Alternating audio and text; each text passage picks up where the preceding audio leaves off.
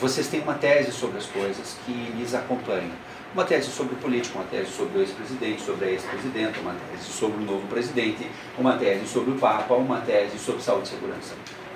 O que eu vou fazer hoje para vocês é, em dados momentos, vou trazer informações que vão somar a tese de vocês. Ah, isso aí que o Nicolai falou, eu concordo e é o que eu penso. Em outros momentos, eu vou trazer informações que são a antítese disso que vocês pensam. Não, isso que o Nicolai falou vai contra o que eu penso. Será que ele está certo? Em outros momentos eu vou trazer informações novas que vão incorporar a tese atual de vocês. Qual que é o trabalho? Que ao final dessa nossa conversa, ao longo da semana, nos próximos meses, vocês refaçam, se assim por dizer, as teses de vocês, façam uma nova síntese sobre o que vocês pensam sobre saúde e segurança, incorporando aquilo que vocês acharem relevante e evidentemente descartando aquilo que não, isso eu não concordo, não é assim. O que eu quero dizer com isso? Vocês têm uma tese, eu vou trazer a antitese. O papel de vocês é formar na cabeça de vocês uma nova síntese, uma nova tese, que não é igual à minha, que não tem que ser igual a de nenhum de vocês. Ela é só de vocês. Eu não sou dono da verdade. Em dados momentos da nossa conversa no dia de hoje, eu vou falar de informações técnico-científicas. Olha, isso é literatura, isso é literatura, isso é literatura. Em outros momentos, vocês vão ver que eu vou expressar muitas vezes, na minha opinião, as minhas vivências, baseadas nas minhas vivências. Olha, o trabalhador faz isso, isso acontece, isso, aquilo. Vocês vão ver que eu carrego uma vivência e eu vou despejar isso em cima de vocês. Descartem o que vocês não acharem coerente, assimilem aquilo que, por evidência, seja relevante para vocês, né? Mas cada um no final vai ter um novo pensamento, vocês vão sair diferentes daqui, evidentemente, mas esse pensamento não é igual de ninguém, não tem que ser igual de ninguém, não há um certo e um errado nisso, né? Vocês vão ver que eu tenho um lado pró-empresarial, um lado pró-empresa, um lado pró-indústria gigantesco na minha fala. Eu sempre fui assim. Desde a época que eu estava na Renault, que eu vivi uma epidemia de Lerdopt, aquela vivência, né, de como o trabalhador se comporta na doença, me fez assim, e desconstruiu completamente os conhecimentos que eu tinha na faculdade. Eu carrego isso fortemente, essa é uma das razões porque eu vim para o SESI, defesa da indústria, para dentro da CNI, que é como é que a gente fala? Defesa de interesse, né? Eu acho que a gente na indústria, a gente é vítima de muita coisa, muito mais vítima política, agora entendendo mais o momento político. Vocês vão perceber isso ao longo da minha fala, mas vocês não têm que assimilar isso, por favor. Não sou o dono da verdade e não há, na maioria das vezes, para o nosso assunto certo ou errado. Então vamos lá, olha lá, a gente fala de cenário e perspectiva. Olha lá, quando a gente fala de cenário e perspectiva, eu fiz esse slide para mim, alguns anos atrás, com a ideia de que o cerco tinha fechado. Eu trabalhando operacionalmente com saúde do trabalho, isso vale para enfermeiro, isso vale para engenheiro, isso vale para médico, a gente ali no meio. Pior vilão que eu conheço na minha vida se chama Previdência Social. 99% do que vem da Previdência, para mim, é pior do que sacanagem. Como ela age com as empresas. O modelo que a gente tem, o modelo previdenciário, não está bom. Se lá fora, nos Estados Unidos, na Europa, a gente já tem noção que o trabalho traz saúde, o trabalho é um dos pilares para a saúde, assim como família, como religião, no Brasil o trabalho tem um conceito social de que ele adoece. Aqui tudo vira doença. Trabalhou, adoece, trabalhou, adoece, trabalhou, adoece. No Brasil é pior, no Brasil a Previdência adoece. O indivíduo entra lá, quanto mais tempo ele fica na Previdência, mais difícil é ele retornar, mais difícil é ele voltar, é aquela desinserção social do mundo do trabalho. Ele entra, como eu vi muitas vezes, com uma Lerdopt, 6 meses depois ele está com depressão. Claro, não tem finalidade nenhuma lá no INSS, fica vendo sessão da tarde em casa com a mulher, brigando. Quando pergunta para o filho o que ele faz, o filho vira na escola para os colegas e diz, meu pai é encostado. O Brasil tem um problemaço ali, essas três ali, o Ministério Público do Trabalho, os Tribunais Superiores do Trabalho, o Brasil tem uma rede de Tribunais Superiores do Trabalho, e o Ministério Público Federal, a atuação deles é muito intensa no Brasil. Nós vamos nos tornar um país campeão de judicialização de processos trabalhistas. Essa justiça do trabalho, teve recentemente um vídeo do Ricardo Barros, que é hoje ministro da Saúde, ele falando na Câmara, a justiça custa 17,8 bilhões de reais, tem 50 mil funcionários, daqui a um pouco vai ser a maior empresa desse país, vai ser a Justiça do Trabalho.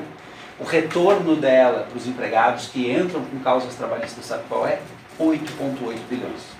Então a ideia é, fecha a Justiça do Trabalho, use esse dinheiro para pagar o dobro para esses funcionários. Porque quem paga esses 8,8 bilhões é a indústria. Quem paga os 17,8 bilhões do custo da saúde do trabalho somos nós. Dá 3 vezes o valor para os trabalhadores. Então, nos Estados Unidos, por exemplo, você saiu, não tem essa de lei trabalhista, de férias, de 13º, é o valor combinado do salário, vai lá, paga e resolve. Não tem justiça do trabalho. Você não precisa desse movimento de judicialização. Isso movimenta juiz, movimenta advogado, movimenta procurador, movimenta uma máquina que vive ao redor do trabalho. Então é um modelo problemático no país. E olha, uma justiça que a gente tem colocado em descrédito. Eu não consigo perceber o indivíduo, vai preso hoje, amanhã está solto. Hoje o WhatsApp não pode funcionar, para de funcionar ao meio-dia, antes de você jantar, voltou a funcionar pela 3ª vez. Toma uma decisão, faz a coisa coerente, ou pode ou não pode. Mas não fica nessa... Um juiz manda, outro juiz desmanda. Então essa conotação a gente precisa. Olha lá, o Ministério do Trabalho e Emprego, as normas regulamentadoras estão associadas aqui. Vou puxar uma fala que eu vi também, não é minha. O fiscal do Ministério do Trabalho, o auditor fiscal do Ministério do Trabalho, essa fala não é minha, mas ele tem um carro de classe média alta, ele tem um carro novinho, um Honda HR-V, qualquer coisa desse tipo. Ele não vai pegar o carro dele, vai ir lá na periferia fiscalizar uma obra de 20 funcionários, uma construçãozinha naquela obra absolutamente precária, porque ele tem medo. Ele tem medo de deixar o carro dele na rua, porque não é estacionamento, ele tem medo que risque o carro dele, ele tem medo contra a própria saúde dele, não está errado. Mas aonde ele vai fiscalizar? A grande. Porque ele entra, deixa o carro dele dentro do estacionamento, lá ninguém vai mexer com o carro dele, se acontecer alguma coisa lá dentro é pior ainda. Lá ele vai, ele é recebido, respeitado, fundamentalmente respeitado. Ele vai, identifica as autuações que ele tem que fazer, lavra o auto de autuação, vai embora e a sua meta está cumprida. Ele quer segurança, ele não quer insegurança. Ele não vai enfrentar pequenas empresas e uma condição insegura ou de risco para cumprir as suas metas. Isso estabelece o quê? Uma concorrência desleal. Para a grande, ela é altamente fiscalizada e tem que fazer tudo, não pode escapar de nada. A pequena perpassa por tudo isso e põe seus produtos do lado da grande na prateleira a um preço muito mais barato. Isso é um problema para a indústria. Olha lá, os órgãos controladores, vou mostrar uma ação do CGU em sequência. As instituições financeiras, hoje, se eu quiser crescer na minha empresa, se eu quiser ampliar o meu negócio, eu preciso pedir dinheiro. Eu não vou fazer isso com o dinheiro do meu bolso, eu vou no agente financeiro, vou pedir capital, vou pedir dinheiro. Lá, 2 palavras são fundamentais. Compliance, hoje, mecanismos anticorrupção. Não adianta, se você estiver envolvido no escândalo de corrupção, vai a Mendes Júnior, ao AS, ao Odebrecht pedir dinheiro agora para um agente financeiro. Segunda, sua imagem associada à saúde e segurança. Pensa na Samarco agora. A Samarco está precisando de um investimento, quer fazer um investimento, retomar a produção, que é 10 milhões de reais. Não vai levar. Se a sua imagem estiver associada, você não consegue dinheiro no mercado e você precisa de dinheiro para produzir. As centrais sindicais, o interesse dos trabalhadores. Olha só, muitas vezes o Brasil tem quantos mil? 150 mil, 115 mil, tem um número exorbitante de sindicatos dos trabalhadores. Muitas vezes você vê que esse cara não trabalha pelo trabalhador, não, ele trabalha por ele mesmo. Ele trabalha para enriquecer o seu próprio bolso. Eu vivi isso várias vezes dentro da Mendes. Em pequenas cidades, a Mendes vai fazer uma obra. O cara, o dono do sindicato, vai lá, pede 200 mil reais, senão ele vai pôr os trabalhadores em greve. O que a empresa faz? Não paga. Ele põe os caras em greve, toca fogo no alojamento, queima 6 caminhões. E nada acontece com o cara. E você não tem como pegar o cara. Toda empresa, vejam bem, toda empresa já recebeu essa visita de um representante sindical pedindo vantagem. Quando a empresa está negociando lá reajuste salarial, né? Os funcionários querem 15%, a empresa quer dar 5%, vai fechar em 7 ou 8%, tudo bem. Mas sempre vai vir um pedido de dinheiro escuso ali de baixo. Infelizmente, esse é o jogo. Sempre é exagero, tá? Percebam, desconsiderem, né? Mas muitas vezes, frequentemente, ou a maioria das vezes, claro que há exceções. Mas assim, é um jogo difícil para o empresário, além de cumprir todos os itens legais, ele tem que sobreviver a isso. A Organização Internacional do Trabalho, as convenções da OIT sobre saúde e segurança, isso tem peso muito grande. Lá em cima, a figura do trabalhador. Olha só, eu me sentia inúmeras vezes, dentro da Renault, refém do trabalhador que estava na minha frente. Refém por quê? Porque eu sabia que ele estava ali me enganando, ele não estava sendo verdadeiro, mas eu não tinha argumentos, eu não tinha fatos, eu não tinha dados, eu não podia confrontar ele, ainda que por educação. Eu tinha que registrar o que ele estava me falando, duvidar se aquilo era verdadeiro ou não, mas eu não podia, porque eu não tinha certeza, eu não podia atuar sobre ele, eu não podia ser grosseiro com ele, eu não podia retrucar ele, eu não podia... Se o trabalhador dissesse para mim lá na minha frente que não conseguia trabalhar, como que eu vou obrigar ele a trabalhar? Eu já era refém dele, mesmo aí sabendo ou não tendo nenhum dado ou uma evidência que pudesse mostrar que ele não podia trabalhar. Ele volta do INSS, está recebendo alta, senta na nossa frente, doutor, não tem condição de fazer isso, doutor, não dou conta, eu quero voltar. Por mais que eu examine, que eu não veja dados sinais físicos, sintomas, não sejam coerentes do que ele me conta, eu estou refém dele. Como é que eu vou virar, assinar e mandar ele voltar a trabalhar? A indústria é refém dos trabalhadores. Um cara bem alinhado, ele se sindicaliza, ele vai para a CIPA, ele arruma uma estabilidade, ele dá um jeito de se afastar e volta com uma estabilidade, ele simula um acidente dentro do ambiente de trabalho. A ótica dos trabalhadores, da massa de trabalhadores sobre a indústria, muitas vezes é perversa mesmo. Você quer ver um outro exemplo? O trabalhador da indústria brasileira, ele não pede para ser mandado para sair. Ele pede para ser mandado embora, porque ele quer receber todas as verbas rescisórias dele, os 40% de FGTS, aquela coisa toda. E não manda embora para ver. Ele toca fogo no alojamento, ele sabota o seu produto, ele falta, ele simula um acidente, ele some, ele incita greve, ele briga com todo mundo, ele arruma a maior confusão. Todo empresário hoje sabe que quando o funcionário não quer ficar, ele vai ter que mandar esse funcionário embora e pagar todas as verbas rescisórias. Essa é a melhor coisa a fazer. O que diz a lei? A lei diz que quem não quer mais paga os 30. Mas o que fizeram com a lei? Não é desse jeito que vai funcionar. Eu uso a lei ao meu favor, como é no caso do empregador. É difícil essa relação, não é necessariamente justa para a empresa nesse sentido.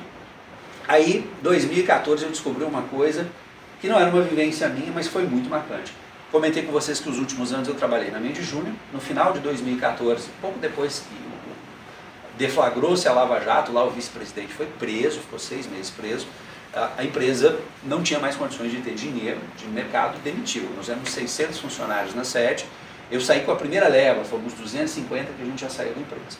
Eu saí e não recebi as verbas rescisórias. Eu fui receber as verbas rescisórias 3 meses depois, em 6 parcelas, mas recebi todas elas. Sabe qual foi a conclusão que eu cheguei?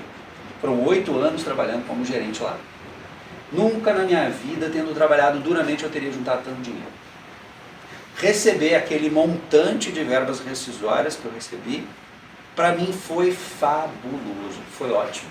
Eu não conseguiria juntar tanto dinheiro trabalhando honesta e duramente, 20 anos da minha vida, não dava para juntar o montante de dinheiro que eu recebi na minha vida. Conclusão, ser demitido você ficar 3, 4 anos numa empresa, meu amigo, e ser demitido com essa legislação toda, claro que depende do cenário de você ter um novo emprego, não numa crise como essa agora, né? Aí está um pouquinho difícil. Mas assim, se você tem um ambiente de bom emprego, ser demitido é melzinho no chupeta. Você embolsa um dinheiro que você não embolsaria. Então, e o trabalhador sabe disso. Esse cara sabe disso. De norte a sul, Santa Catarina, Rio Grande do Norte, você tem uma massa de trabalhadores operacionais. Sabe como é que eles vivem? O cara quer trabalhar 8, 9 ou 10 meses, ser mandado embora, pegar as verbas rescisórias, pegar os 40%, aí ele vai e compra uma Honda Bis e fica andando pela cidade, sem carteira, sem capacete, e vivendo do seguro-desemprego 5 meses. Aí quando termina todas as verbas, porque ele fica fazendo bico, ele fica fazendo outras coisas, ele fica curtindo. Quando ele não tem mais sustentabilidade, aí, bom, agora eu vou trabalhar de novo. Aí vai lá, trabalha mais 10 meses e faz isso de novo, mais um ano e faz isso de novo. Eu tenho uma massa de trabalhadores que vive dessa forma, ele percebeu que é bom ser mandado embora. Se tiver um bom mercado de trabalho, pior ainda. Vocês estão assim, ó. Com a cara, eu estou entrando quente, tá? Estou soltando o verbo aqui. Para chamar a atenção de vocês, é um ponto muito pessoal, vocês podem discordar. A figura do cliente, o cliente sempre tem razão dentro do SESI, isso é real. Porque tem um cliente indústria X, ele quer que a gente faça isso. Tá bom, nós vamos fazer isso. Muitas vezes nós no SESI, a gente se perde no que faz. Essa é uma autocrítica. Eu faço isso lá em Brasília para todo mundo. Olha, se eu fosse uma fábrica de motocicletas, que a gente conhece bem, eu tenho uma linha de montagem. Eu faço a Honda Bis, a CG Titan, a Honda Hornet, a não sei o que. Mas aí vem um cliente e diz para mim que ele quer que a gente faça uma Harley Davidson. O que a gente faz? A gente mobiliza um monte de gente, recursos para montar aquela Harley Davidson do cara e não cobra dele o preço da Harley Davidson. Aí vem outro cliente e fala que quer uma Harley Davidson toda modificada, customizada, com tanque cor-de-rosa, com roda laranja, com não sei o que, não sei o que. O que a gente faz? Pega essa massa de energia, põe lá e entrega para ele aquela Harley Davidson. Mas não cobra quanto ela custa. Eu faço essa crítica abertamente na Brasília. A gente precisa definir qual é o nosso escopo de trabalho dentro do SESI. Porque toda vez que eu gasto energia para atender especificidades de um cliente, eu desvio do foco de atender uma massa global de clientes em saúde e segurança. Então, às vezes eu costumo dizer, olha, às vezes eu estou atendendo caprichos de um cliente em saúde e segurança, mas eu não consigo fazer o básico em saúde e segurança bem feito. Eu não consigo fazer um PPRA, um PCMSO, um ASO, um exame médico de alta qualidade. Eu estou gastando a minha energia para atender caprichos de um cliente. Mas é assim, a instrução no SESI tem que atender o cliente mesmo, não tem jeito. Olha lá, Receita Federal, vem para cá, porque as caras estão boas, agora começou a melhorar. Receita Federal está aqui por conta da movimentação financeira das empresas e o e-social, a gente vai falar um pouquinho dele rapidinho. Está começando a acontecer um fenômeno muito interessante. Com a Receita Federal e a Justiça do Trabalho juntas, uma começa a ter acesso à movimentação financeira da outra.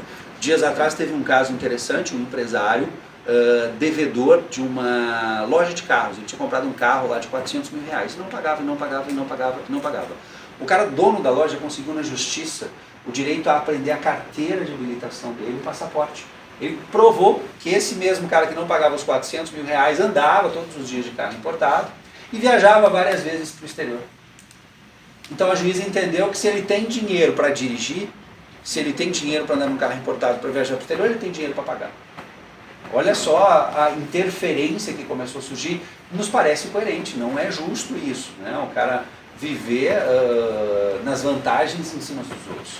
Muito bem, os organismos certificadores, as certificações, a OSAS especificamente para saúde e segurança, 18.001, né? A norma que prevê aí premissas para saúde e segurança. Quais são elas? Vamos relembrar, quando eu me certifico, eu quero mostrar isso num certificado internacional, muitas vezes para exportação. O que é a premissa da OSAS? Cumprimento à legislação aplicável. Tudo que for lei tem que ser cumprido. 2, melhoria contínua. Eu tenho que comprovar, eu tenho que mensurar meus resultados, ver minha taxa de acidentes hoje e ser capaz de mostrar que ela está melhorando. Isso é uma exigência da OSAS para isso. 3, proatividade. Não são ações reativas. Eu não posso esperar que a coisa aconteça para estudar e tentar tratar. Eu tenho que me antecipar aos eventos. E 4, comportamento. Essa palavrinha é bem pesada agora. As coisas mudaram. O que está em jogo é o comportamento dos trabalhadores muitas vezes. A mídia de TV, eu falo que qualquer coisa que acontece domingo vai para o Fantástico. Então, frequentemente lá, médico que está vendendo tratamento de envelhecimento, cobrando do SUS e cobrando o paciente, alguém vai entrar com uma mochila no consultório dele gravando e vai parar no Repórter Fantasma no domingo. Né? Tudo o que acontece hoje, um crime que aconteceu, não demora a ter uma imagem de uma câmera do prédio do outro lado da rua que filmou o que aconteceu e veio para a mídia. A gente não está sozinho, né? Cada vez menos não está sozinho. Os conselhos de classe, dando a linha mestre, o que é ético, o que eu posso, o que eu não posso fazer em cada uma das profissões. E olha a problemática dos conselhos. Qual desses conselhos tem representatividade? Minha mulher é fisioterapeuta. O que faz o conselho de fisioterapia? Não sei. O de enfermagem? Pouca coisa. O de medicina? Tenta fazer, mas é pouca coisa também. Você tem lá, tem todo um regulamento para ter diploma médico. Aí vem um cara por mais médicos.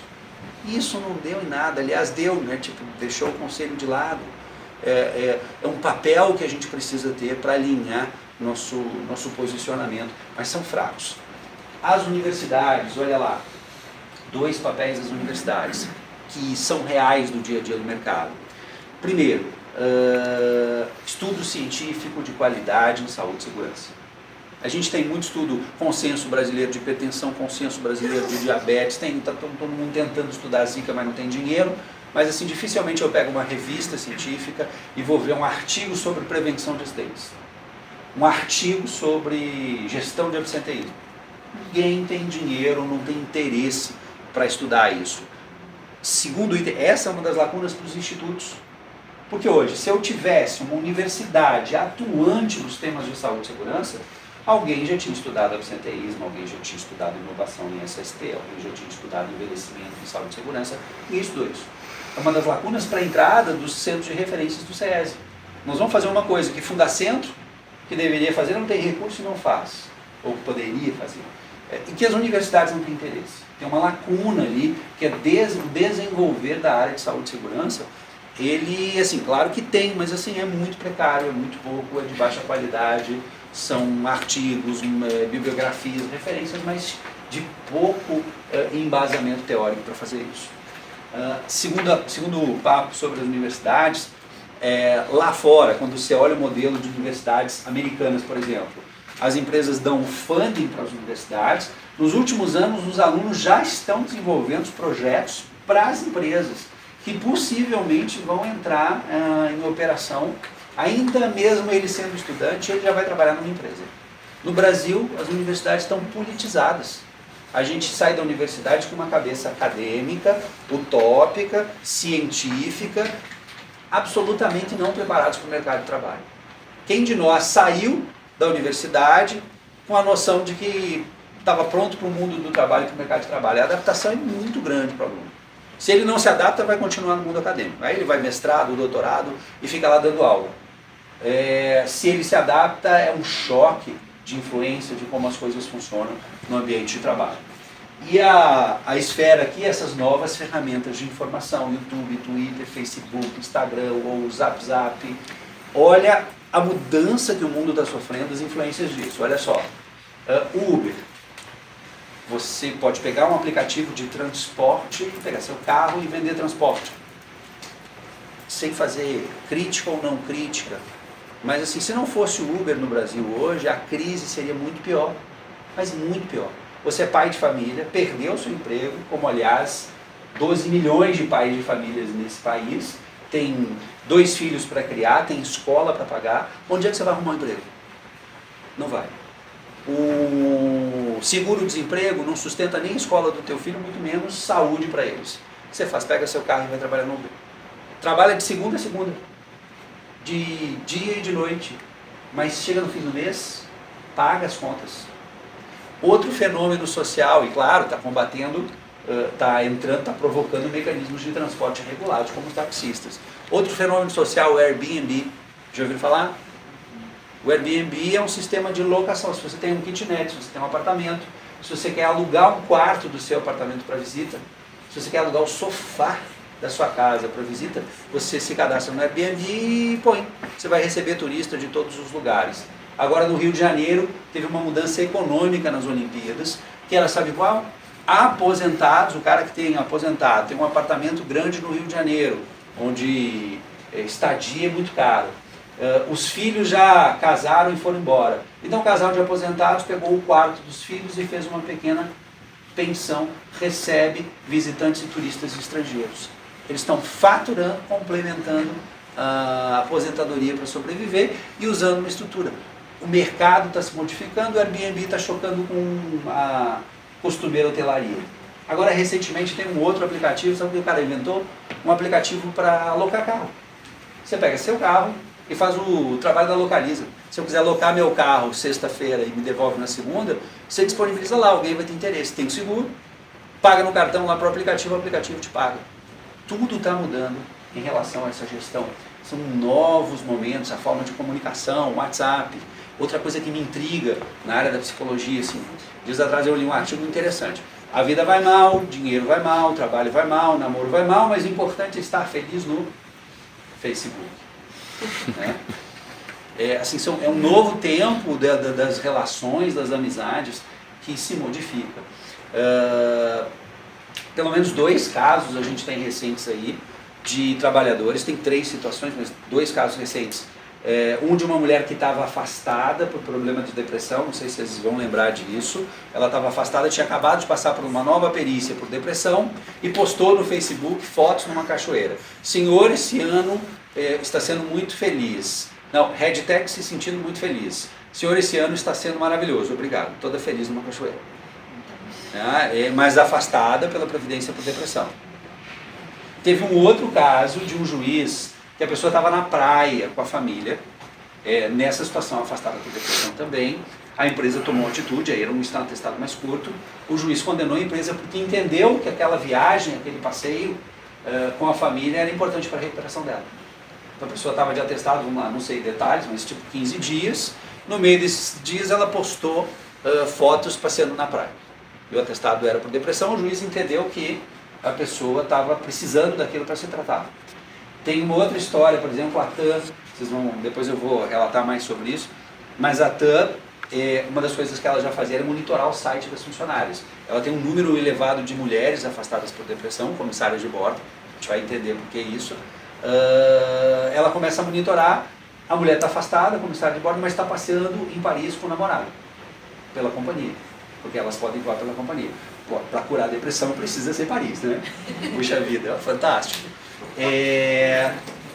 2 momentos. Outra coisa, aí você pensa o seguinte, você está deprimido, você está em casa, aí vem um amigo seu, pô Nicolai, vamos no cinema, vamos comigo, você sem motivação, mas você acaba indo. Alguém te fotografa no cinema e vão achar que está tudo bem, maravilhoso. Então tem os 2 lados dessa moeda. Recentemente saiu uma notícia, agora com essa proximidade a uma reforma previdenciária, não sei se vocês viram, que a Previdência pode agora consultar as vias sociais, consultar essas ferramentas para avaliar os trabalhadores. Viram isso? Foi notícia, já foi regulamentado que a Previdência pode usar essas ferramentas, YouTube, Twitter, Facebook, Instagram, WhatsApp. WhatsApp não, né? Não consegue. Mas essas ferramentas sociais para pesquisar a vida dos beneficiários que estão lá dentro. Então é um novo cenário, um novo contexto. Olha só, fechando essa roda, fechando lá, nós temos um ambiente altamente complexo, isso para todos, para a saúde e segurança, e não só para a saúde e segurança, para o mundo todo, e de grande transparência. Agora olha, recortes de notícias de jornal. Eu adoro esses, para mim reflete muita coisa. A CGU, Controladoria Geral da União, pegou 9.000 e poucos prontuários de trabalhadores afastados pela Previdência, analisou esses prontuários e chegou a uma conclusão de que em 53% deles não tem registros suficientes para comprovar incapacidade. Significa dizer que metade das pessoas, aliás, mais da metade das pessoas que está hoje lá na Previdência, já deveria estar de volta. Isso é absolutamente coerente. Em outros países não tem esse furor de ganho secundário, de benefício de estar lá. Essas pessoas já tinham que estar de volta. E aí a gente começa a encontrar explicações. O INSS não tem mecanismos de reabilitação, de pegar esses trabalhadores e trazer de volta. Ele põe lá e espera que a pessoa se recupere absolutamente sozinha, isolada. Basta comparecer para a perícia e aparecer. Ninguém vai conversar com ele para saber o que ele está precisando, quais são as angústias deles, quais são os sofrimentos dele em relação à vida pessoal, em relação ao trabalho. Simplesmente vai pagar o benefício. Já é um modelo complexo. Olá, por favor. Outro detalhe, olha lá. Essa é de lascar. Recentemente, essa para mim é que mais me assusta, olha só. Recentemente veio essa notícia. Com a crise, os trabalhadores têm medo de perder o emprego. Isso está gerando neles estresse e depressão. Eles estão se afastando pela Previdência Social. O número de casos de transtornos mentais, de depressão, aumentou na Previdência, especialmente com a crise, já tem esse registro. Mas sabe o que é pior? Sabe como é que o INSS entende isso? Como doença do trabalho. Ele aplica aqui o NETEP, o Nexo Técnico Epidemiológico, e diz que é doença do trabalho. É mais ou menos assim. Tem uma crise enorme lá fora, econômica e política, o trabalhador da indústria tem medo de perder emprego, desenvolve depressão, isso é doença do trabalho, é culpa da própria indústria. E ela vai pagar, a gente vai relembrar isso aqui, 70 mil, 100 mil reais por cada um desses casos. Uma coisa é o dolo, uma coisa é eu ser o empregador e ameaçar um funcionário. Se você não fizer isso, eu vou te demitir intencionalmente. Ele vai deprimir, E isso teve dor. Outra coisa é você ter uma crise, você tem 200 funcionários sendo demitidos, você não suporta aquela situação, tem N outros problemas, desenvolve depressão. Vai para a Previdência, é culpa da indústria. Olha só o que está acontecendo. O modelo teórico do adoecimento aqui não tem resposta para isso. Você quer ver? Eu sei muito bem o que é depressão, a gente tem uma noção clara do que é depressão. O indivíduo está triste, o indivíduo chora frequentemente, não está dormindo. A gente sabe, tecnicamente, que a causa é multifatorial. São vários fatores. Ele tem problema pessoal, ele tem problema no emprego, ele tem medo de perder o emprego, ele tem N outros fatores que vão acabar desencadeando aquela depressão. As mulheres têm mais depressão que homem e por aí vai. Quando há relação com o trabalho, como o medo de perder o emprego, então é com causa, não é isso? Schilling 3, a classificação de doenças de com causa. Se é com causa, então é doença do trabalho. É isso que diz a literatura. Eu pego e olho para o modelo de adoecimento da depressão, vejo que ela é multifatorial, eu identifico que um destes fatores é o medo de perder emprego, que está relacionado ao trabalho, então isso estabelece com causa. Só existe com causa, eu só posso dizer que é com causa se existir epidemiologia. Quer dizer, não pode ser um fenômeno isolado com uma pessoa ou com outra. Tem que ser um fenômeno que se replica. A crise e o medo de perder emprego está se replicando. Isso já deu sinais de epidemiologia. Então, tecnicamente, é uma doença do trabalho. Esse é o reconhecimento científico do processo. Agora, imaginar que a indústria é culpada por isso e vai pagar por isso, não tem resposta para esse modelo. Uma coisa é o dolo, a intenção, como eu falei. Outra coisa é ter uma crise lá fora instituída, o empresário tem que mandar funcionários embora, um dele, por várias razões, entre essa, entra em depressão, vai para a Previdência e isso vai ser culpa da indústria. Ela vai pagar toda essa conta integralmente. Não, olha a dificuldade de ter um novo modelo teórico para isso, inclusive. Aquelas classificações de Schilling, lá 1, 2 e 3, que estabelecem os tipos de nexo com o trabalho, não são suficientes para dar resposta a isso. Não é necessariamente justo você colocar isso sobre o colo da indústria. Olha lá, outra novidade, as ações regressivas. O que acontece? Nós vamos falar delas várias vezes, a gente está falando no contexto de cenário. Toda vez que eu mando um empregado para a Previdência, por acidente do trabalho, por acidente de trajeto, por doença ocupacional ou por NETEP, a gente vai ver essa regra, que significa que ele o benefício dele tem relação com o trabalho, todo o valor que a Previdência pagou em termos de benefícios para esse empregado pode ser cobrado na justiça da empresa na forma de uma ação regressiva. Para isso, a empresa precisa ter culpa no cartório. O que é culpa no cartório? Não ter cumprido as normas regulamentadoras, não ter cumprido a lei sobre saúde e segurança.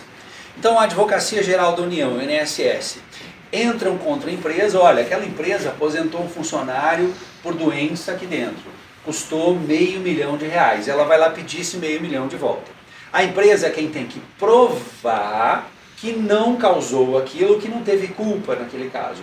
Aí o Ministério do Trabalho, a Advocacia Geral da União, vai no Ministério do Trabalho e pega as autuações dessa empresa por descumprimento das normas regulamentadoras. Está aqui, seu juiz, ó, a prova de que ele descumpria a legislação. É uma grande armadilha para as empresas. 92% das vezes, 92% das ações regressivas são bem sucedidas pelo INSS. Basta uma autuação por descumprimento de uma das NRs, que já é a prova da culpa da empresa para ressarcir os cofres da Previdência. Isso está na lei, as ações regressivas estão na lei desde 1991. Esse montante não começou em 2007, para 2008 é que a coisa começou. Alguém precisava buscar dinheiro lá fora, por favor, ressarcir os cofres da Previdência, o olhar da Controladoria Geral da União foi para isso, entrou-se com uma série de ações, por favor, contra as empresas, as principais devedoras, para ressarcir os cofres da Previdência. O montante de ações vem ganhando. 2014, você percebe que financeiramente ele teve uma quebra, o judiciário teve uma manifestação mais favorável para as empresas. Peraí, isso está virando um oba-oba, deu mais chance de defesa. Só que agora, em 2016, a gente não tem os números ainda, teve uma mudança estratégica nesse cenário. Antes, a Previdência de Advocacia tinha que entrar com uma ação de cada vez contra cada empresa. Agora, as ações foram coletivas. Em uma ação, ele pode entrar contra 50 empresas ao mesmo tempo, como ele bem entender, como uma região, como um polo. Ele faz numa ação mesmo um movimento contra todas elas. e deixa as empresas se defenderem. A gente está perdendo dinheiro nesse sentido. Vocês vão ver exemplos disso em sequência. Olha lá, atuação do Ministério Público do Trabalho. Essa imagem foi colocada no aeroporto de Brasília, uma indústria de corte de frango, o Ministério Público. O frango perde seus membros na aula de corte da fábrica, os cortadores da carne também. Olha a dureza das palavras e de como o Ministério Público está agindo em relação à indústria. É como se ele pegasse e entendesse que o capitalismo, que a indústria é o mal, é perverso. Então isso quer dizer que eu vou comprar um pacote de coxinha e pode vir um pedaço de dedo.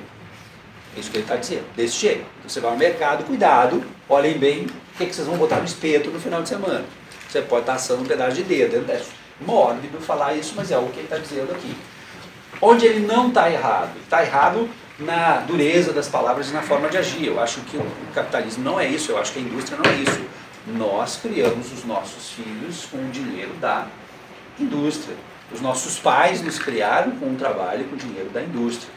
Se não fosse assim, então quem quiser comer frango, que faça igual a minha avó, que tinha no fundo de casa um galinheiro, que no sábado escolhia uma das galinhas, degolava, fazia sangria, depenava na água fervente para fazer a galinhada de domingo. Se alguém quiser, cria na varanda também. Mas se não tiver granja, não precisa de ração, não precisa de transporte, não precisa de tratador, não precisa de mais nada, não precisa de gôndola no supermercado para vender nuggets, por exemplo. Mas uma coisa, o Ministério Público está certo. Então, o número de acidentes, o número de doenças do trabalho ainda é alto dentro dessa sociedade. Isso incomoda, né? Não está necessariamente bom. Ele está certo com relação a isso. Mas a linguagem dele foi dura, intencionalmente focada nos políticos aqui. Vamos ver mais exemplos? Olha só a genialidade do Ministério Público do Trabalho. Vocês viram agora que tem o pardal para denunciar situações nas eleições. Como é que a gente fala? Eu perdi a palavra. Fraude eleitoral, essas coisas. Já mais tempo atrás eles criaram um pardal, um aplicativo que o trabalhador pode baixar no seu telefone, filmar, fotografar, gravar e enviar denúncias para o Ministério Público do Trabalho. Olha o que ele fez, ele pegou os trabalhadores que têm um celular e empoderou eles nessa função de fiscalização, né? Estão lá na frente atuando fortemente. Vou fazer uma outra crítica aqui. Eu devia estar usando o microfone, está dando? Não. Agora que eu olhei no microfone e vi ele aqui. Qualquer coisa eu mudo, tá? Se você achar, a gente, pelo menos depois do intervalo, a gente tenta outro modelo. Mas uma outra crítica. Esqueci o que eu ia falar. No Ministério do Trabalho e Emprego, o que eu estava falando? Do aplicativo. Do aplicativo Pardal. Trabalhadores da de filmagem dos trabalhadores. Depois eu lembro e comento em sequência.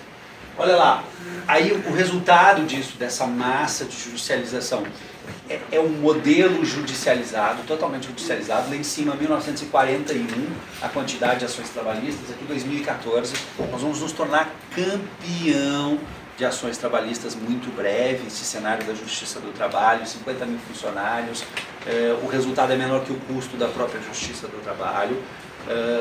Outra leitura, olha só, criou-se a noção de um ambiente no Brasil de insegurança jurídica em relação ao judiciário e à Justiça do Trabalho.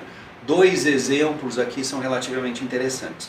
Um é um caso na indústria de alimentos, o empresário, assim, cumpridor no seu desígnio das legislações trabalhistas, os seus funcionários iam lá, judicializavam a demissão, ele era chamado e perdia, mesmo tendo para si que cumprir as normas regulamentadoras. Sabe o que ele fez? Pediu uma audiência com o juiz, sentou na frente dele e perguntou assim, olha, seu juiz, eu gostaria de saber o que eu posso fazer, o que mais, além de cumprir as NRs que estão postas na lei, eu preciso fazer para não ter problema com a Justiça do Trabalho. Eu cumpro a lei, tudo que está escrito eu faço, eu me esforço, meus funcionários vêm aqui, me judicializam e eu perco as audiências, eu perco as ações e eu sou condenado a pagar mais. Olha o tamanho da insegurança desse empresário. E outra história um pouco mais clara, a história do HSBC. Não sei se vocês viram, o HSBC vendeu suas agências tem 2 anos, ele vendeu as agências no Brasil para o Bradesco. Eu sou correntista do HSBC, agora estou migrando para o Bradesco.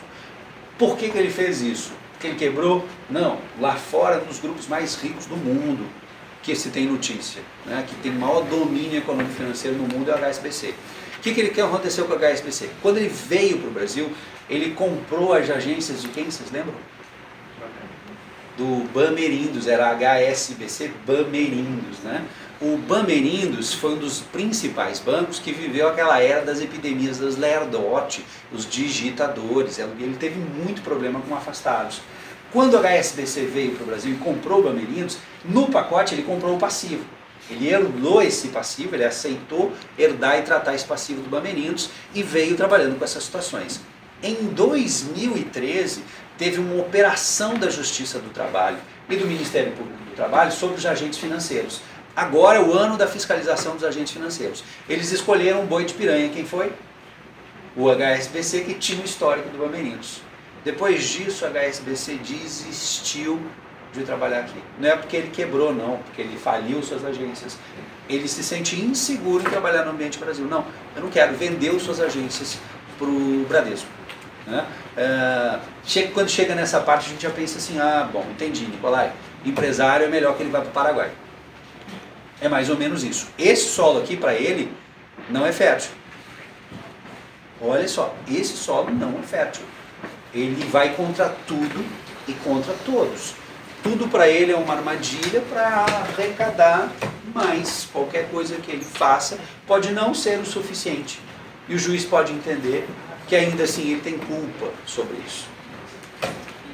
Olha lá, vamos adiante, é isso aí. É aí, vocês conhecem bem. Dizem que uma imagem vale mais que 1000 palavras.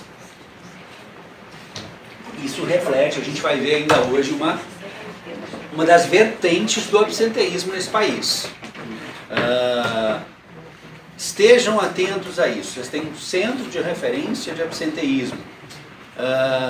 Você tem motivação associada ao absenteísmo. Você tem um cara que vai comprar um atestado falso. Você tem um cara que vai numa clínica, vai pagar por um atendimento pelo atestado e vai dizer na frente do médico, eu vim aqui porque eu preciso de um atestado de 1 dia, de 2 dias, de 3 dias, eu não posso ir trabalhar. Você tem aquele cara que está doente, mas poderia trabalhar, mas vai sentar na frente do médico, eu fiz clínica, vai olhar pra gente, vai dizer assim, doutor, eu estou com uma dor de barriga, não sei o que, inclusive eu não fui trabalhar hoje. E o senhor sabe, né, doutor, que se o senhor não me der um atestado, eles vão me descontar na empresa. Aí você vai lá, atende ele, examina, volta, faz aquela receita enorme, conversa, dieta, alimentação, medicação, entrega a receita para ele pega a receita, quase amassa e olha para você, doutor, e o meu atestado? E ele é um cliente, afinal de contas ele paga por aquele serviço. Se você não der atestado, ele sai lá fora, ele reclama de você, ele reclama da clínica, ele reclama do atendimento, ele não divulga você para os colegas e ele não volta. Se você der o atestado, aquela consulta que você ia gastar 20 minutos explicando, pode se resumir a 10. Ele sai feliz da vida e indica você para todo mundo. É assim. E o médico dá o atestado, ele não tem outra coisa a fazer. Mesmo ele podendo trabalhar. Vou dar um exemplo. Dias atrás eu tinha uma capacitação marcada lá no Rio Grande do Sul. Eu cheguei à noite, eu estava afônico, quase sem voz. Eu parei na primeira farmácia que eu cheguei, comprei uma caixa de mesolídeo, tomei 2, pastilha, 2 litros de água gelada e fui pro hotel quietinho para no outro dia chegar e poder fazer o meu compromisso. Tinha muita gente envolvida lá. E fui lá falando mal e porcamente, me sustentando o dia. Agora, se eu estivesse em Brasília, lá no escritório do SESI, eu tinha ligado para o meu chefe e falado, não estou bem, não vou pegar um atestado. O que nos leva é a motivação. Então o trabalhador muitas vezes com pequenas doenças vai se afastar e vai justificar essa ausência com esse modelo do atestado médico. Isso nutre um absenteísmo gigantesco. A gente vai falar disso em sequência. Olha lá, um outro detalhe, isso tem que estar no radar de vocês. O Brasil tem um sistema misto de saúde, um modelo misto de saúde, em que eu tenho o SUS de uma ponta, público, integral para todo mundo, e eu tenho os planos de saúde na outra vertente. Esse é um dos únicos modelos mistos que a gente tem. Em outros países, ou a saúde é toda pública, ou a saúde é toda privada. O que está acontecendo no Brasil? A saúde está ficando muito cara, a inflação médica é muito alta, o custo dos procedimentos é muito alto, e está se passando essa responsabilidade para o ambiente privado.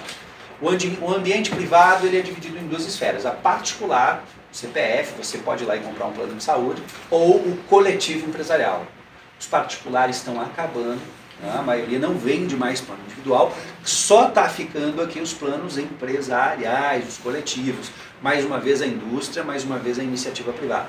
Hoje, de cada 10 reais, 6 já são pagos por essa turma daqui, ó, pago do dinheiro privado, não está na saúde pública. Quer ver um exemplo prático? Quem vocês acham que vai pagar os casos de reabilitação de Zika? Essas crianças que vão reabilitar, fisioterapia, 60% disso vão ser filhos de funcionários de empresas que têm plano de saúde, da indústria, e é o mercado privado que vai pagar. E só vai piorar. A inflação médica no último quadrimestre fechou em mais de 19%. O índice é tão alto que, para quem tem plano de saúde, a cada 3 ou 4 anos o valor que você paga dobra. Para quem é funcionário do SES, vocês têm plano de saúde aqui, não tem? Vocês pagam lá a contribuição fixa no contra-cheque de vocês, não pagam? Por pessoa ou um percentual da folha. Pode comparar, volta 3 anos atrás, vê quanto você pagava e vê quanto você está pagando hoje. Dobrou. E daqui 3 anos, vai dobrar de novo, dobrar de novo, dobrar de novo. Então se eu pagava 100 reais lá atrás, hoje você está pagando 200. E meu amigo, daqui 3 anos vão ser 400. O seu salário não dobra assim, a saúde está ficando cada vez mais cara. Acabou o perfil de empresas que davam plano de saúde para os seus funcionários integralizados. Não, a gente paga tudo, você não paga nada. Acabou. Cada vez mais elas estão dividindo essa conta com os trabalhadores em 2 formas. Na contribuição fixa, você paga todo mês um pouco, e na coparticipação. Os 2 modelos estão juntos, né? Cada vez que você usa um serviço, você paga por esse serviço. O empresário está se deparando com reajustes anuais cada vez mais altos para manter o plano de saúde dos seus funcionários. Internação faz um estrago gigantesco. Vamos dar um exemplo econômico-financeiro. 1.500 pessoas numa pólice. Quantos funcionários tem o SESI aqui? Alguém então? Mais ou menos. 1.200 fixos? Olha, com filhos, com família, são 3.000 pessoas na pólice de saúde, né? Isso deve custar para o SESI, por ano, 9 milhões de reais, 10 milhões de reais. Deve ser o custo do plano de saúde. Uma parte vem da folha, vocês devolvem lá 1 milhão, 1 milhão e meio, os outros 8 milhões o SESI paga. Se uma criança tiver uma leucemia e internar, em 6 meses ela consome 2 milhões de reais. Se fizer transplante são 4. Você sair de 9 para 13 milhões de reais no ano com gasto com saúde, quem paga essa conta? Não tem nem jeito de cobrar de vocês. De novo, a empresa que vai injetar esse dinheiro. Quando você tem um plano de saúde, não pensa, eu pensava assim, não, o plano de saúde é igual a um seguro. Se eu usar, quem está ferrado é o seguro, não. Tudo que for gasto é pago pela indústria, mais 30%, que é a taxa de administração e o resultado econômico deles. É assim que funciona. Então, se alguém usar, alguém vai ter que pagar. E esse alguém que vai pagar é a própria indústria. Vamos lá. Olha só, onde é que as indústrias perdem dinheiro com relação à saúde? Lembrem-se desse detalhe. Olha. Primeiro, onde é que o dinheiro delas vai pelo ralo? Quando eu falo de NETEP, o Nexo Técnico Epidemiológico, e dos acidentes de trabalho. Isso afeta o FAP das empresas. Esses são os grandes vilões das empresas. O acidente de trabalho. Quer reduzir NETEP, quer reduzir o FAP? Trabalha para reduzir acidente de trabalho. E o segundo é o NETEP, aquela prática da Previdência de dizer que a doença é do trabalho. Nós vamos ver isso em sequência. Esse é um grande vilão. Terceira linha, os planos de saúde. Eles estão consumindo muito recurso, as pessoas estão envelhecendo. Isso encarece o plano de saúde, isso amplia esses custos. Tem um negócio chamado sinistralidade, esse limite técnico. 30% é o resultado econômico e taxa de administração, 70% é o custo operacional, que ele vai bancar. Então, se você paga R$1 milhão por mês para os seus funcionários e eles usam na rede credenciada 800 mil, vai ficar pendente aí 10% desse valor em prol da operadora de saúde, que ela vai buscar no reajuste do seu contrato. Ela vai conversar com você para reajustar o seu contrato de plano. Antigamente as operadoras de plano faziam contratos para reajustes anuais. Sabe o que aconteceu agora? 6 meses. Daqui 6 meses eu quero conversar de novo com você nesse contrato, porque você pode gastar demais e não querer me pagar. Outra coisa, quando o indivíduo, olha só quanto custa isso, quando o indivíduo se aposenta por invalidez, por doença no INSS, o status de aposentadoria dele não encerra o contrato de trabalho, não é uma aposentadoria definitiva. Com isso, aquelas pessoas que têm plano de saúde têm que manter o seu plano de saúde, a empresa tem que continuar pagando. Ele é um aposentado de faixa etária crítica que vai usar muito o plano de saúde e que vai encarecer. Eu tive uma obra que terminou, encerrou, ficaram 26 pessoas com plano de saúde e seus dependentes. 26 pessoas estavam afastadas pelo INSS, nessa situação de aposentados. 2 eram doença do trabalho, os outros não eram, não tinham nada a ver com o problema do trabalho. Todos os meses, para essas 26 pessoas e para os seus dependentes, eu pagava uma fatura de R$58 mil para o plano de saúde, sem ter receita, sem ter mais obras, sem ter mais empreendimento lá.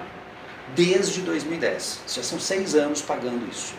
E a conta vai ser paga. Eu não posso chegar e tirar o plano de saúde deles.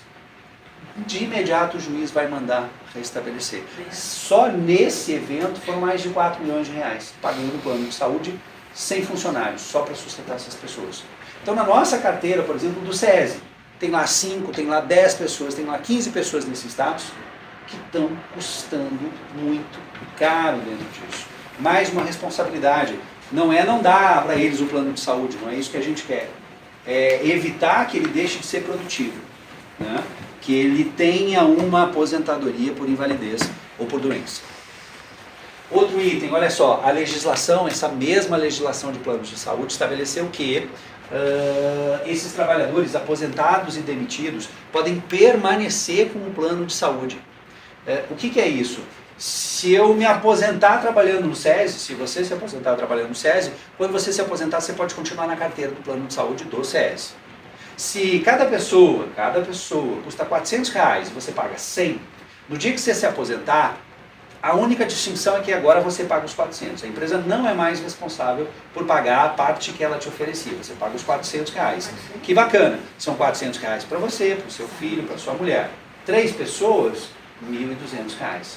Mas o que acontece? A presença desses aposentados na carteira, 25% da população, da maior faixa etária, é quem mais usa o plano de saúde. É depois dos 50 anos que a gente tem câncer, que a gente tem infarto, que a gente tem consequências críticas, que a gente tem que fazer quimioterapia, e esses são tratamentos cada vez mais caros. Então, essa pequena fração aumenta muito o custo do plano de saúde para todo mundo, que a empresa vai pagar. Se hoje era R$400 por pessoa, daqui 2 anos vai para 600, para 700. Aí você, aposentado, tem que pagar 700. Mas a empresa vai ter que pagar, junto com o funcionário, 700 e não mais 400. Isso envelhece a carteira do plano de saúde dessa indústria e piora os custos. A mesma coisa funcionário demitido. A legislação diz que de, no mínimo 6 meses até 2 anos, ele pode permanecer no plano de saúde, é o direito dele. Mas ele paga esse valor, ele tem que pagar esse valor integralmente, os R$400. O problema é que quando o indivíduo é demitido, é aí que ele aproveita para fazer tudo que ele deixou de fazer. Ele vai consertar a unha encravada do pé, ele vai no podólogo, ele vai operar a hérnia, ele vai isso, ele vai aquilo, ele vai aquilo. Então isso encarece os custos do plano de saúde. Plano de saúde, gente, para a gente passar a régua aqui, é uma bolha para explodir. Nosso modelo não tem solução. Qual que é o pior pesadelo meu em relação ao plano de saúde? Vocês querem saber? Como eu vou me aposentar com o plano de saúde? Beleza, eu tenho o plano do SESI, lá da CNI. A gente paga mensalmente um valor fixo. Quando eu me aposentar, eu vou estar pagando muito caro por cada uma das pessoas da minha família. Talvez, olha, daqui 20 anos, talvez eu pague mais de R$1.500, R$2.000 por pessoa. E não acho que eu estou exagerando não, porque assim, é por baixo, para não falar R$4.000 um plano de saúde por pessoa. Como é que eu vou pagar isso para minha mulher, para um filho meu, que seja, eu tenho 2, se eu quiser manter para os planos dele, mas tá bom, já até lá já estão se virando, como é que eu vou pagar isso para mim e para minha mulher? Como é que eu vou me aposentar daqui a 20 anos, recebendo o dinheiro de uma aposentadoria que não é reajustado, usando uma previdência privada e pagar R$4.000, R$5.000, R$6.000 de plano de saúde? Isto vai acontecer com todos nós. E aí a conclusão que a gente vai chegar na hora da aposentadoria é que não dá. Ou eu deixo de comer para ter um plano de saúde, ou eu vou aproveitar a vida e se eu adoecer, bom, paciência, agora eu vou ter que ir para o susto. Não, isso vai acontecer, infelizmente, com a gente, Quem tem pai de mais idade já procurou um plano de saúde para fazer, já se deparou com a situação. Como é que eu encaixo isso no orçamento? Meus pais já pagam isso. Olha o tanto que isso tira da vida deles, de possibilidade de aproveitamento, de poder viajar, de poder curtir. Eles comprometem o orçamento. O dinheiro da aposentadoria dele vai todo para isso. Agora, Gustavo, agora já tem uma questão, até que você já está falando, você tem além de falar do plano de saúde, isso está tão alto, essa sinistralidade, que até o próprio plano hoje, vamos dizer assim, que já é compartilhado, né? É compartilhado com o empregado e compartilhado com a empresa. Hoje, até a sinistralidade, como está muito alta, essa receita, essa divisão vai para todo mundo, né? Dessas empresas que estão lá nesse plano de sinistralidade. Só que essa conta está tão alta que a própria seguradora agora ela não quer nem mais assumir esse. O que ela quer fazer? Quando isso estoura demais, ela chama você e diz, olha, esse de vida é teu. Quem vai ter que assumir essa conta é você. Me dá mais tanto. E dá mais tanto. Olha, então, tem um assim, déficit aqui de 3 milhões de reais. Foi o caso desse menino que eu falei lá, que teve uma leucemia. Custou 2 milhões de reais em 6 meses. O que a empresa teve que fazer? Para manter a homogeneidade das coisas, ela tirou 2 milhões de reais e olha, abafa isso aqui, tira esse cara da conta. Vamos continuar seguindo com a carteira normal. E pagar 2 milhões de reais, como todas. É um enorme compromisso que você colocou. Nosso problema, eu estava comentando, vai ser em relação à aposentadoria, o medo que a gente tem em relação à aposentadoria com o plano de saúde. Lembram da Unimed paulistana? Quebrou. Maior empresa de prestação de plano de saúde, cooperada, quebrou. E não quebrou porque foi mal administrada, não, porque os diretores iam para Cancún uma vez por ano beber uísque, não sei quantos anos lá no resort, que mostrava as imagens, isso aí não faz nem cócega. Quebrou porque o custo de saúde está muito alto. Hoje a gente tem uma aposentadoria, tem previdência privada, né? Alguns eu pago previdência privada. Quando você aposentar, você vai pegar esse dinheiro da previdência que você tinha e vai gastar todo para ter um plano de saúde no mínimo digno. E não vai ser muita coisa, não acho que você vai ter transporte aeromédico, mas não sei o que, porque não vai não. Você vai até abrir mão disso, olha, só quero poder ter uma consulta particular e ficar internado no hospitalzinho, mais ou menos se eu adoecer. É um cenário terrível. Vamos fazer uma extrapolação aqui, ó. Os planos de saúde, como é que eu resolvo isso? Tá? Como é que eu resolvo o plano de saúde? Como é que eu resolvo esse problema de plano de saúde? Primeiro, para as empresas, troca de plano. Não resolve, continua a mesma coisa, é só trocar o dono. Segundo, muda a forma de envolvimento dos trabalhadores, cria o que eles chamam de fatores moderadores do uso, da utilização. Como é que eu faço isso? Eu crio a coparticipação. Então, se você fizer um exame, paga 30% do exame. Se você fizer uma consulta, paga 30% do valor da consulta. Se você internar, paga uma taxa mínima de R$100. Para quê? Para tentar inibir o uso exagerado dos planos de saúde. Mas tem um viés nessa história. Sabe qual é? Quando um fator de moderação se torna um fator de inibição. O cara está lá, precisava ir ao médico porque está com uma apendicite, está sentindo dor abdominal e tinha que operar. Mas como ele tem que pagar R$30 daquela consulta que custa 100 e ele está sem dinheiro, então ele não vai. Ele vai comprar um Buscopan na farmácia e fica tomando. Se ele tivesse ido, tinha feito diagnóstico, botado numa mesa de cirurgia, operado e mandado para casa no outro dia, com um custo ainda mais baixo. Mas não, ele não vai porque ele não quer gastar, ele não quer gastar, ele não quer gastar, ele não quer gastar. No quarto dia, supura, ele fica 15 dias internado na CTI. Para resolver o problema da apendicite, aquilo que era moderação virou inibição e teve um efeito contrário, um efeito rebote. No Brasil, a gente tem um outro problema com relação ao modelo de saúde, que é o modelo de remuneração. Quanto mais serviços um médico fizer, quanto mais exames ele pedir, quanto mais dias internado, mais ganha o hospital, mais ganha o médico, mais ganha a clínica que faz os exames. O modelo é assim, quanto mais serviços eu presto. Deveria ser o contrário, né? Uma apendicite, mandou para casa no primeiro dia, ganha 10. Passou do segundo dia, ganha 10 menos 1, 10 menos 2. Quanto mais tempo uma pessoa fica internada para um quadro esperado de tratamento, menor a remuneração do médico, menor a remuneração do hospital, menor a remuneração dos exames. Isso é o que deveria acontecer. Pega aqui, por exemplo, eu já tinha funcionários que têm plano de saúde e vão para um hospital do interior, plano Bradesco, paga bem pra caramba. O hospital é capaz de deixar o cara 4 dias lá sem motivo aparente. Sofreu um acidente, nós vamos ficar em observação. Um dia de observação e acabou. Não teve nada, mas deixa o cara 4 dias para quê? Para faturar, faz tudo que puder fazer. Você imagina o cara, gasometria, faz põe oxigênio é caro para danar, para poder cobrar mais e receber do plano de saúde. Olha, é um cenário de saúde bem complexo. Agora vamos chegar à nossa conclusão. Voltei aqui. Como é que eu resolvo isso? Eu troco de plano. Não resolve. 2. Compartilho essa conta com o funcionário, que toda a indústria está fazendo. Não resolve. 3. Como é que eu evito que o cara adoeça? Só tem um jeito, evitar que o cara adoeça. Como é que eu evito que o cara adoeça? Promoção de saúde. É o único jeito. Eu tenho que evitar que ele adoeça, eu tenho que evitar que ele tenha um infarto, eu protelar isso até mais distante. Evitar o impacto das doenças crônicas. Quem nesse país é referência em promoção de saúde no Brasil? Bradesco Seguros, a Amil, a vocês. Então olha assim a sutil pegada, assim. Se tem alguém que sabe fazer promoção de saúde, tudo bem, a gente não é perfeito, a gente tem milhões de problemas, a gente tem muito resultado para demonstrar, mas tem alguém que tem melhor experiência como ninguém em promoção de saúde, somos nós. Né? Essa é uma oportunidade gigantesca para o SESI. As operadoras de saúde estão procurando parceiros para fazer isso, a gente discute isso no centro de referência, apoiar na promoção de saúde e mostrar o resultado na redução dos custos hospitalares, na redução do alto custo hospitalar. Aqui um ensejo para nós nunca esquecer da nossa visão, da nossa missão. Olha, SESI é promotor de saúde, a gente referência nisso, ninguém botou tanto dinheiro nisso como a gente.